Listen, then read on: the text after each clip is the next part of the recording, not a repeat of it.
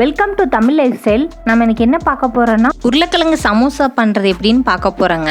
இப்போதான் என் சேனலை first time பார்க்குறீங்கன்னா சப்ஸ்கிரைப் பண்ணுங்கள், லைக் பண்ணுங்கள், ஷேர் பண்ணுங்கள்.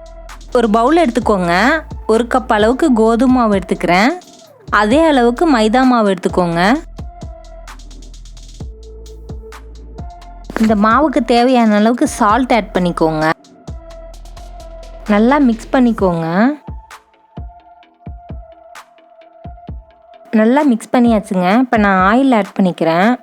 ஒரு 3 டேபிள் ஸ்பூன் ஆட் பண்ணிக்கிறேங்க. ஆயிலை நல்லா கலந்து விட்டுக்கோங்க. பாருங்கள், மாவு இந்த மாதிரி பிடிக்கிற மாதிரி வரணும். தண்ணி கொஞ்சம் கொஞ்சமாக விட்டு நல்லா மிக்ஸ் பண்ணிக்கோங்க. சப்பாத்தி மாவு பிசைகிற மாதிரி பிசைஞ்சு வச்சுக்கோங்க.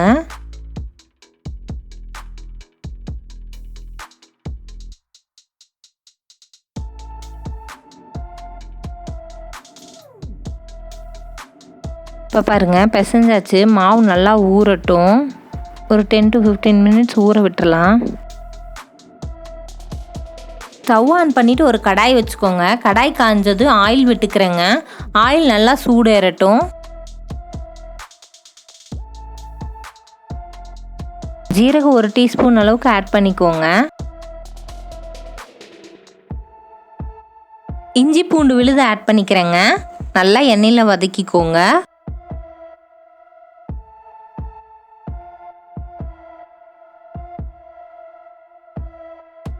பாயில் பண்ணி வச்சுருக்க பச்சை பட்டாணி ஆட் பண்ணிக்கிறேங்க. நல்லா வதக்கிக்கலாம்.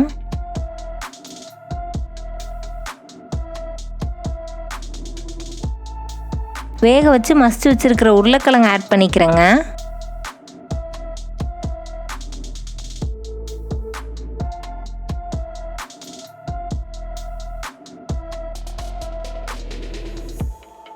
நல்லா கலந்து விட்டுக்கோங்க.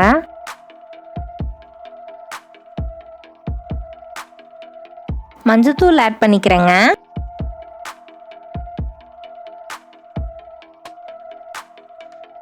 காரத்துக்கு ஏற்ற மாதிரி மிளகாத்தூள் ஆட் பண்ணிக்கோங்க. நான் கரம் மசாலா தேவைக்கு ஏற்ற மாதிரி ஆட் பண்ணிக்கோங்க. சிக்கன் மசாலா நான் ஃப்ளேவருக்காக ஆட் பண்ணுறேங்க. உப்பு தேவைக்கு ஏற்ற மாதிரி ஆட் பண்ணிக்கோங்க. பெப்பர் பவுடர் 1/4 டீஸ்பூன் ஆட் பண்ணிக்கிறேங்க.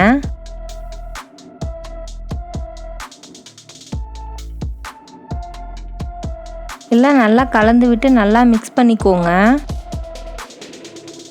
மசாலாலாம் உருளைக்கிழங்குல வேக வச்ச உருளைக்கிழங்குல நல்லா மிக்ஸ் ஆகட்டுங்க.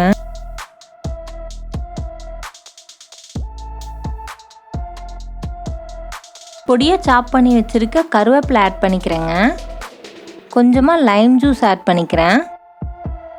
நல்லா ஒரு தடவை கலந்து விட்டுக்கோங்க. இங்கே பாருங்கள், மைதா மாவை ஸ்ப்ரெட் பண்ணிக்கிறேன். இதில் உருண்டைகளை ஒன்றா வச்சு நான் தேய்ச்சி எடுத்துக்கிறேன்.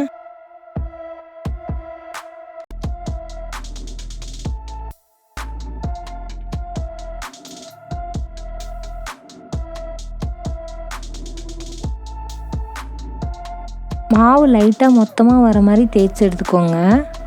அதை 2ஆக கட் பண்ணிக்கிறேன். அதுக்கப்புறம் கோன் ஷேப் மாதிரி பண்ணிவிட்டு நம்ம பண்ணி வச்சுருக்க மசாலா ஸ்டஃபிங்கை அதில் ஆட் பண்ணிக்குவோம். ஒரு பவுலில் மைதா மாவு கொஞ்சம் தண்ணி விட்டு மிக்ஸ் பண்ணி வச்சுருக்கேங்க. அதை அப்ளை பண்ணிக்கிறேன்.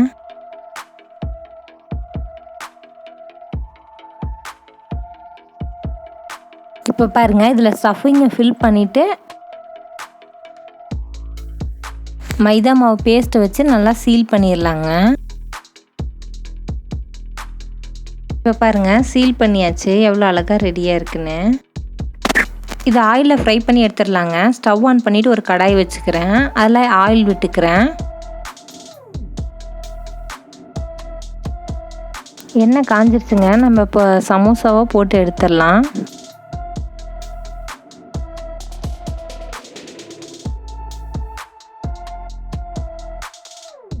சமோசாவை மீடியம் ஃப்ளேம்லேயே வச்சு குக் பண்ணுங்கள்.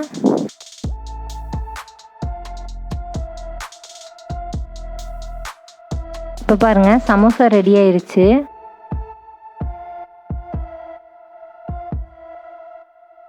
எல்லா சமோசாவும் ஃப்ரை பண்ணி எடுத்தாச்சுங்க.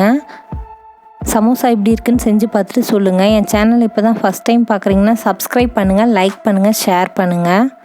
மறக்காமல் கமெண்ட் பண்ணுங்கள்.